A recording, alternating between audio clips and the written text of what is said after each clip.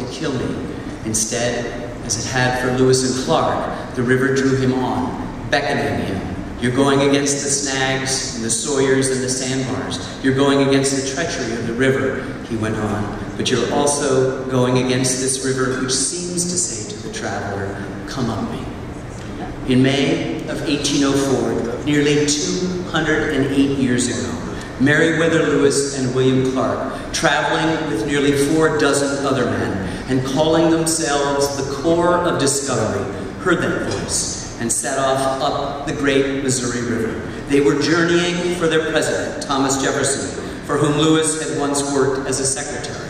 But they were also the vanguard of a brand new country, eager to expand its borders and catalog the many mysteries of Western land they saw as a treasure house of the unprecedented. What drew them up the river was an unformed and unarticulated sense that their country's destiny lay that way. Our documentary history of the Lewis and Clark journey is part of a broader series of biographies of noteworthy Americans that have been shown from time to time on public television, which in turn adds to a body of films on American history that has consumed all of my adult life. Looking back over these projects and looking ahead to new ones in the works, it is clear that in many ways I have to admit that I have made the same film over and over again. Each production asks and each production explores one deceptively simple question. Who are we? Who are we? That is to say, who are we Americans as a people?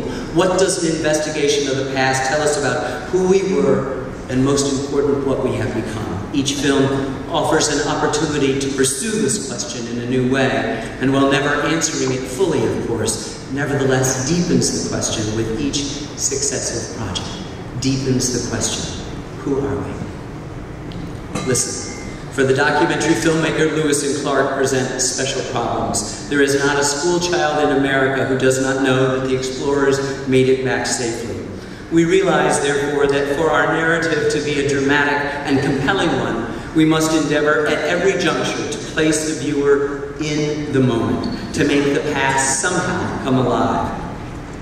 The expedition's tense confrontation with the Teton Sioux along the lower Missouri, their freezing cold first winter in North Dakota, Lewis's anxiety at the difficult birth of Sacagawea, his son, their wonder at the beauty of the White Cliffs and Great Falls of Montana, their nightmarish trip over the Rockies, their first joyful glimpse of the Pacific, their desperate fight with the Blackfeet Indians on the return, and their ecstatic welcome home as heroes. Every scene must be endowed with the possibility that these familiar events might not turn out the way that we all know that they did. This is a difficult but not impossible task with an abundance of photographic material as we had for our film on the Civil War.